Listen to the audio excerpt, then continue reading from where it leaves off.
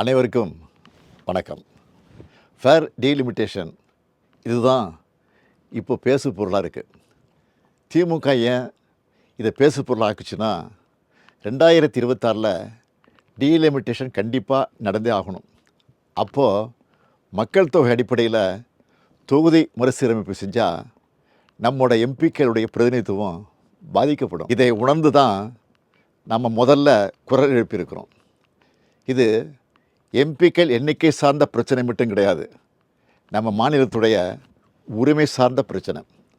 அதனால தான் தமிழ்நாட்டில் இருக்க அனைத்து கட்சிகளையும் அழைச்சி கூட்டம் நடத்தணும். பாஜக தவிர மற்ற எல்லா கட்சியினரும் ஓரணியில் நின்று நியாயமான தொகுதி மறுசீரமைப்பு வேண்டும்னு ஒரு தீர்மானத்தை நிறைவேற்றணும்.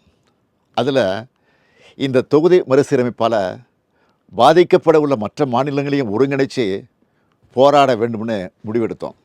அதுக்காக ஆந்திரா, கர்நாடகா, கேரளா, தெலுங்கானா, ஒடிசா, மேற்கு வங்கம், பஞ்சாப் ஆகிய 7 மாநில முதலமைச்சர்களுக்கும் நாடாளுமன்றத்தில் பிரதிநிதித்துவம் இருக்கக்கூடிய அந்த மாநிலங்களை சார்ந்த எல்லா கட்சிகளோட தலைமைக்கும் நான் கடிதம் எழுதினேன். அந்த கடிதங்களை ஒரு அமைச்சர் மற்றும் ஒரு எம்பி அடங்கிய குழு அவங்கள நேரில் சந்தித்து கொடுத்து விளக்கம் அளித்தாங்க.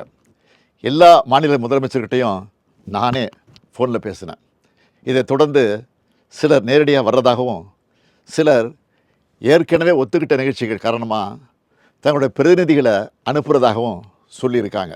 இந்த முதற்கட்ட ஆலோசனை கூட்டம் நாளை மார்ச் 22 சென்னையில் நடக்க இருக்குது.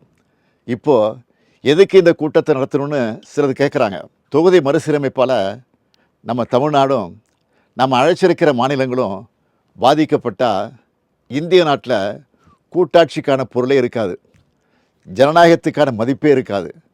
நாடாளுமன்றத்தில் நம்முடைய குரல்கள் நசுக்கப்படும், நம்முடைய உரிமைகளை நிலைநாட்ட முடியாது. இது இந்த மாநிலங்களை அவமதிக்கிற செயல்.